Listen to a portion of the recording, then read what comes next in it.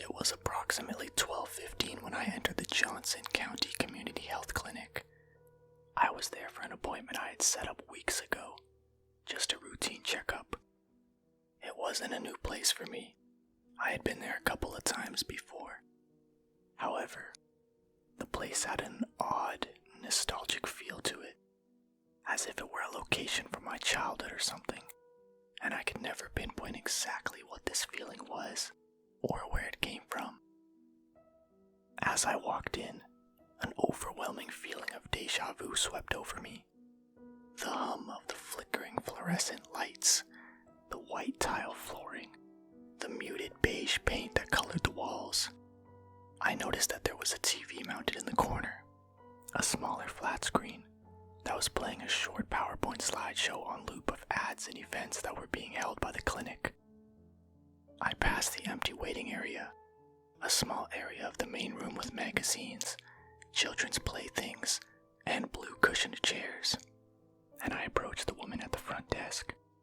She was sitting in her bluish-gray office chair, looking at a spreadsheet on the same Windows XP desktop they've had since 2008. There was a sign-in sheet on the counter in front of me. "I have an appointment with Dr. Pebbins," I asked. "What time?" 12:30, I replied. She began typing something into her keyboard. "Ah, yes," she responded. "Gary Johnston. Yes, I'll tell the doctor. Please fill this out." She handed me a clipboard which held a simple fill-out form. I walked back to the waiting area, took a seat, and began to fill out the form. I was about halfway done with filling in my information when I slumped back in my chair. I hadn't got much sleep the night prior, and I was exhausted. As I slumped back, I noticed something very peculiar. My head never hit the wall. In fact, it felt like it went in. I got up, quite frightened, and looked at the wall. Nothing. Not a single hole or dent had been made in the wall by my head. So I reached to touch the wall, and my fingers went through it. I recoiled in shock. What the hell was that? I thought, as I reached to touch the wall again, only to find my fingers clipped through once more. Then, suddenly, I lost my balance, tripped, and fell directly through the wall. I fell face first onto some dirty tan carpeting. Upon getting back up, I realized that I was in a completely different room. Well, not really a room. More so like a set of rooms, all of which connected by openings. The walls were covered in gross tan-patterned wallpaper. There was also an overwhelming stench of moist carpet. I turned back around and tried to put my hand back through the wall, and it wouldn't go through. "Okay, what the fuck?" I muttered. I looked back into the room. There were no windows, no doors, nothing on the walls, other than that disgusting wallpaper, of course. It was completely empty, aside from a singular plastic blue school chair. At this point, the only thing going through my mind was fear, and the repeating thought of, "I need to leave," on loop in my head. I started running through the rooms, desperately trying to find an exit, but to no avail. There was no exit. Was this my permanent location until I died? No, there had to be a way out. I wasn't just going to be left here, right? Eventually someone would notice that I was gone. But nobody did. Then, in the distance, I heard footsteps, but not those of humans. At least not a normal human. Alongside the footsteps was a gurgling snarl, like that of an angry animal. I began to run. I ran as fast as I could from whatever the hell was approaching me. I didn't want anything to do with it. I ran for what seemed like forever, but I was always back in the same room I started in. At least, it looked like the same room. Not that I could tell them apart. So, I sat down, defeated. A feeling of dread filled my body as I started to cry. I was going to die here. I'm still there. I haven't left. I've accepted my fate. In fact, I can actually hear footsteps. I wonder who that is.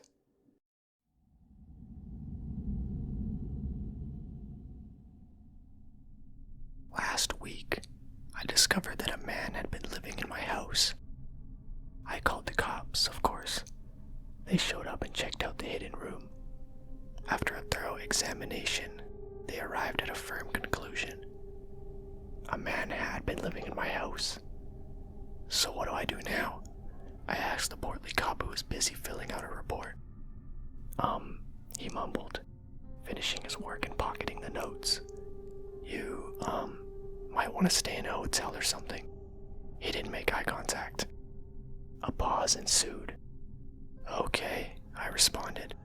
So when is it safe for me to be back home? The cop scratched the back of his head. When this guy is gone, I suppose. I gawked at him. So how will I know when this happens?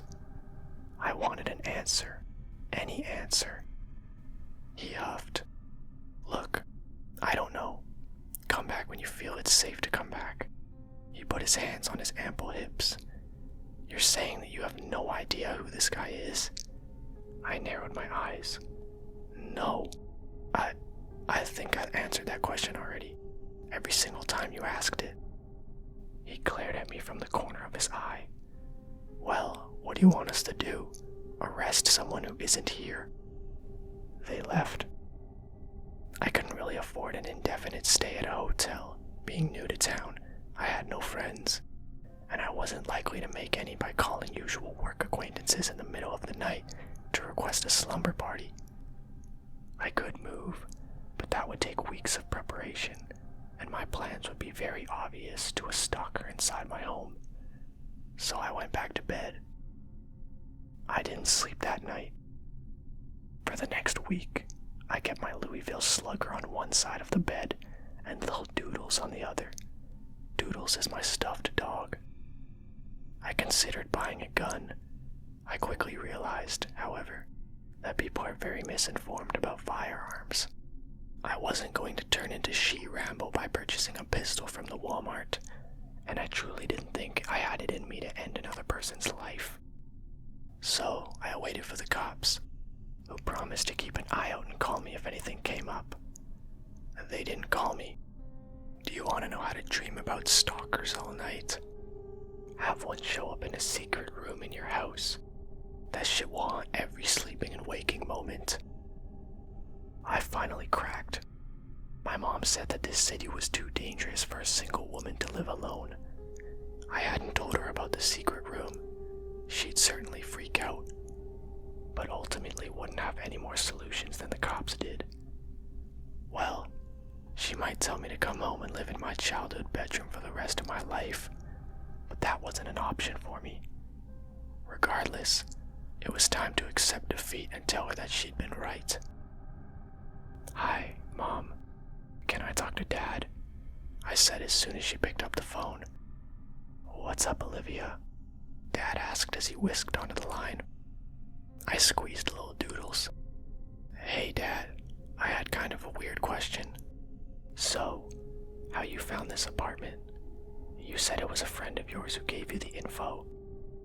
Several seconds of clicking interrupted his response. Does that make sense? He asked after the line cleared. No, I actually didn't get any of that. It's just that this place is. The clicking cut me off. Dad, there's something wrong with the connection. Sorry, honey, he answered as the sound finished. I don't think you heard me. I clenched my jaw. Things were stressful enough without struggling to make myself understood. I hate it when that happens. So, something came up that I need to talk to you about. Can you hear me? More silence, then interspersed clicking. Dad, should I text you instead? No, his voice came through. No, just listen. My stomach felt like cold clay. I'm listening, Dad. More clicks. Dad, I'm having a hard time hearing you. I can call back later. His voice came in bursts, One brief moment of clarity shined through. "Love you, Olivia. Talk to you soon." I hung up the phone. Then I lay back on the bed, clutching Doodles tight. And then I finally admitted it to myself. I was alone. I was terrified. And I missed my mom and dad. I closed my eyes and curled into the fetal position. I opened one eye. The clicking had been regular enough for me to memorize it. Maybe a ham radio was interfering with the frequency. Did I know what a ham radio or frequency even were? I had thought that I wanted to dismiss, but couldn't. It rattled around in my head like a trapped bee, bumbling against the inside of my skull until I finally let it out. I opened the other eye. Sometimes we check things that we know are false just to cleanse them from our minds. Even the most ridiculous of notions get trapped by people willing to do the hard work of believing them. So I got up and headed to my computer, thinking of the clicks as I opened Google. I laughed at myself for shaking. Fortunately, this would all be put to rest in just a second. Short, long, short. Pause. Short, short, long. Pause. Long, short. Repeat. My internet was slow. What was it called? Morse sequence? No, that was stupid. Morse sequence. That was it. A quick search revealed Morse code. I looked up the different letters and grabbed a pencil. To my surprise, the cycle actually translated. Surprise became unease, and unease turned to reaching for Lil Doodles and the Louisville Slugger with the same shaking hand. The same 3 letters had been coming through, over and over, from my father's phone. Run.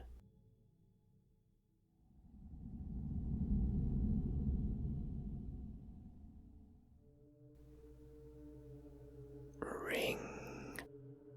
I was snapped out of my daze when the phone rang. I had fallen asleep again, finally giving in to my exhaustion as my 1-month-old daughter took her nap. She was a fussy baby, and it was hard to get any sleep during the night. I guess I had to take it whenever I could. Ring. I jumped out of the rocking chair, peering at my sleeping Maisie before racing down the stairs. Ring. I nearly slipped on the hardwood floors. My socks lost traction as I turned the corner into the kitchen, where our ringing landline was mounted on the wall. Ring. "Hello," I said, nearly breathless from my race to the phone. Who even calls a landline anymore? My cell was always on me. "Hi, is this Tegan Freeman?" I regretted answering it. That was me, all right, and I was willing to bet my car's warranty was about to expire, or that I had won a free Caribbean cruise. Yes," I said reluctantly. "This is she." "Good. Mrs. Freeman, I need you to listen to me very carefully." I could feel my heart race. Something in the man's voice on the other end scared me. He sounded shaky, nervous, yet almost robotic. It was unnerving. "I am going to be giving you a set of instructions. You will complete them, and then wait for my next call. Do you understand?" I nodded, waiting for a reply, then stupidly realized he couldn't see me. I opened my mouth to speak, but was interrupted. "Good. I'm glad you understand. Now, Mrs. Freeman, can I call you Tegan?" "I think I will. It's much less formal." "Tegan, I need you to go downstairs and shut the furnace off. I know it's cold out, but I think you'll want to heed my instructions. I think Maisie would want you to heed my instructions." I lost it. I had no control over what came out of my mouth. "Who the fuck are you? How do you know me? How do you know my daughter? What do you want from me?" "Now, Tegan, I know this may be shocking to you, but I already told you what I want from you. I want you to go shut the furnace off. Then I want you to come back and wait for the next phone call. You don't need to know how I know you or who I am. You just need to concern yourself with doing what I say. For your daughter's sake, Tegan, just listen to me. And remember, no matter what, pick up the phone the first time I call." The line clicked and hummed a dull death. I wanted to sit down and cry, but I knew better. He saw me nodding. He knew my daughter's name and mine. I wasn't going to chance not listening to him. I hurried to the basement door, opening it and descending the stairs to the furnace. Halfway across the unfinished room, I shone my phone's light on it, trying to figure out how to turn it off. My husband was always so much better at this stuff. I was utterly confused. I looked around it, remembering something about a pilot light. No, that was the hot water heater. I found a switch and hesitated for a moment before flipping it into the off position. With a heavy groan, the machine in front of me turned off. The vents gasped their final breaths as the heat escaped them, and the air around me became eerily silent. That's when I heard the phone ring. I jumped up, racing up the stairs to answer the next call. "Hello," I gasped as I pulled the phone off the wall after hearing 4 rings. I was afraid I would have missed it. "Tegan, how lovely to hear your voice again. I see you've completed my first task. For a second there I thought you'd never figure it out." How did you? Don't worry about that, my dear. Haven't I told you what you should be worried about?" "I'm worried about the fact that you seem to be intent on terrorizing me and threatening my daughter," I burst out, unaware of what I was saying. "Ooh, the bitch can bite," he said back to me. His voice reminded me of the hiss the furnace made when it turned off. "I need you to do something else for me. This time, I want you to go into the backyard. It seems your husband left some shovels out while he was clearing a spot for your dog to take a shit. You may want to put those away, or I might just have to pick them up myself. Oh, and Tegan, remember, always answer the phone." Click. I raced to the door, fumbling with the lock and the chain as I rushed to pick up the shovels I could see out in the snow. I stepped out barefoot, before recoiling as my toes touched the ice on the back porch. I ran around frantically trying to find my slippers, a shoe, something to cover my feet. I threw on my husband's moccasins he always wore around the house. They were old and full of holes, but they do. I ran out, grabbing the shovels and carrying them inside. I had shut the door behind me, and I realized I'd forgotten the doorknob was locked from the inside. I dropped the shovels and began pulling at the knob, pleading for it to open. That's when I heard the phone ring. I screamed at the door, swearing as I tried desperately to turn the knob. Ring. I looked around, thinking about our hide-a-key out front, but that I would have to make it around the whole house and knowing I didn't have time for that. Ring. I looked down and saw the old metal snow shovel. I picked it up. Ring. I beat on the door, smashing the glass pane into hundreds of shards. I braced myself and stuck my hand through, hoping the sleeves of my sweater would keep my arm from being too badly scraped. Ring. I grabbed the knob from the inside and turned, forcing it open and cutting my arm as my weight fell on the door as it swung on its hinges. I didn't care. I ran to the phone. "I'm here." "Good. I was beginning to think I'd have to show you what happens when you don't answer, Tegan. Now, I want you to go upstairs and check on Maisie. I think I can hear her crying for you." I didn't reply. I didn't even bother hanging up. I dropped the phone, hearing it smash to the ground before bouncing back up on its cord, then down again like the world's most horrifying bungee jumper.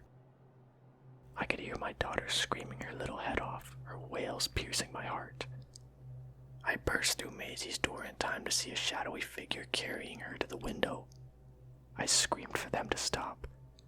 The figure turned to look at me. At least, I think it looked at me. It had no eyes, no face, only darkness. It spun around as I sprinted towards it, jumping out the window with my daughter in its arms. I ran to the window after them, ready to launch myself down 2 stories to retrieve my daughter. When I looked out, surveying the ground below, I saw no one. No figure. No Maisie. Nothing. Not even a footprint in the snow or an imprint of where the shadow may have fallen. I don't remember how long I sat in the rocking chair, waiting for my husband to get home. I called him as soon as Maisie was taken, and he called the police. They arrived at the same time. I didn't bother getting up to let them in. They and my husband came upstairs and found me huddled in the chair. I told them everything, multiple times. They believed me at first, believed that someone was calling me. They thought I might have been in shock and not remembered the abductor's face, might not have remembered him descending the stairs with my daughter, or perhaps jumping out into a snowbank, although they agreed there was no evidence of that. The cops then asked for my phone to check the caller ID. Maybe they could identify the number or something. I don't really know. I told them the calls weren't on my cell, but on the landline. I led them downstairs, walking towards the phone. I showed the female officer how to access the call log, voicemail, everything. I showed her where I had smashed the glass on the door, how I had left the shovels on the stoop. My husband had gone outside with the male officer to look under my daughter's window, to see if her abductor had dropped anything of hers in his escape from my window. When my husband and the other officer returned, they sat me down, and the cop started talking before my husband cut him off. Tegan, there's no way the calls came to the landline. When we were outside, we found the phone line was cut. It was hanging from the side of the house, buried in the snow. The snow that fell, 4 days ago. Honey, it's been offline for 4 days. They couldn't have called our home. They wouldn't have gotten through. I looked back at him, mouth agape. The female officer placed a hand on my shoulder, gentle but firm. Hun, are you sure you weren't drinking anything? Not even a little, to take the edge off? We know you've had trouble sleeping. I insisted I wasn't, that I hadn't even had weak cold apple juice or used mouthwash that day. There was not a drop of alcohol or anything in my system. They left, having nothing strong enough to bring me in. My husband won't even look at me. He blames me. I know it. I would blame myself too, but I know I didn't imagine this. Whoever called, he was real. Maybe not as real as you or I, but real enough to pick up my daughter and take her away from me, away from this world. I would have thought she was gone for good if I had not been awakened by the phone last night. I was sleeping on the couch in the living room. I didn't want to bother my husband with my tossing and turning in our bed. I jumped up, sprinting to the phone. I grabbed it, panicked and answered. What have you done with her? Where did you take her? Who the fuck are you? There was no response, just the sound of my daughter crying on the other end of the line.